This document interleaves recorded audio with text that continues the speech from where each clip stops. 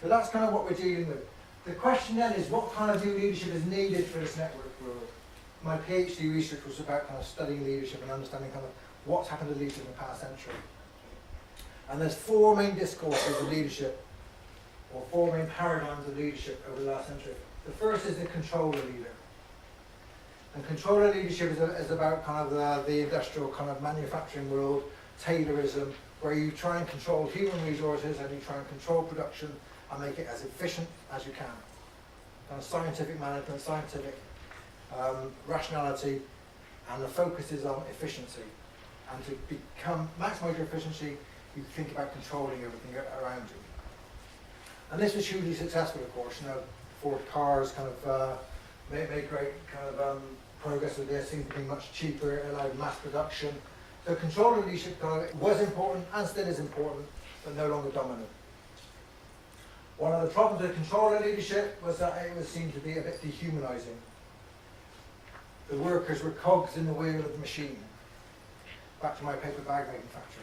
You clocked in, you clocked out. You didn't bring anything to work except your body. It was manual labour. And this was a dehumanizing process and very much critiqued. So what followed that was the human relations movement in the 1940s, 1950s, and particularly the 1960s, the human potential movement. And we got the kind of the next leadership wave, which was the leadership metaphor I use is the therapist leader.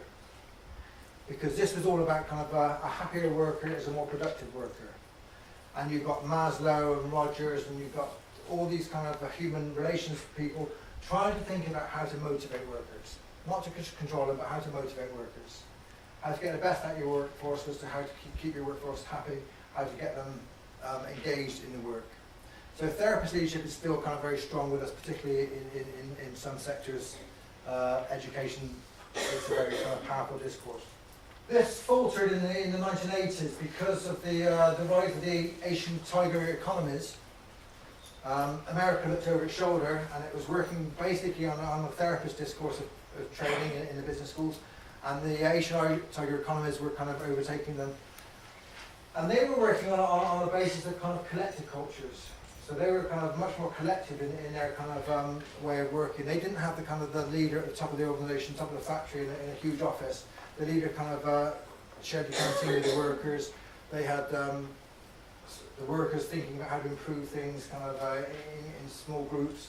And American kind of ways of thinking asked the question, how can we really get leaders in our industry to be more like the Asian kind of leaders where the Japanese and the Toyota cars were kind of outperforming them? How can they do this? And they answered the question by bringing in the Messiah leader. So the third leadership kind of way of thinking is Messiah leadership. And Messiah leadership was really very much about transformational leaders. I will give you a vision, and you'd follow my vision because you believed in me. And you'd follow me to the end of the earth. So it's all about kind of a leader creating a vision and creating a strong culture. If the leader could create a strong culture, you didn't have to kind of control anybody or coerce anybody. They would just follow you, and they'd work long hours to kind of get the best out of the work. So we had Bass and we had Burns, and we had kind of transformational leadership in the 1980s, and this was kind of very popular, very dominant. But again, this faltered. This kind of led to Enron as well. It led to lots of disasters, and it led to conformist cultures. Most of these kind of cultures, they seem to be very free and very flat, but actually they're very conformist. You're either with us or you're against us. You fit into the company or you're out of the company. And this creates silent companies. So when there's kind of some bad behaviour going on, some bullying going on, some things like going on in Enron, anybody who kind of speaks up is out. And that's a very dangerous culture to be in. So that was the problem with Messiah leadership. So around the year 2000, we come to what I'm calling eco-leadership. And eco-leadership is really about rethinking how organisations work.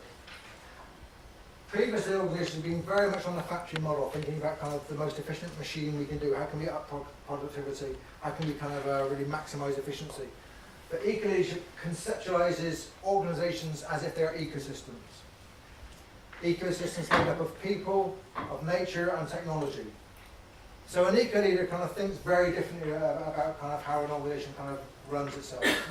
And an eco-leader thinks about generating leadership, about discovering leadership in unexpected places, about distributing leadership, especially to the edges of the organisation, how can you know what's going on in your organization unless you're kind of the customer-facing person kind of gives you feedback?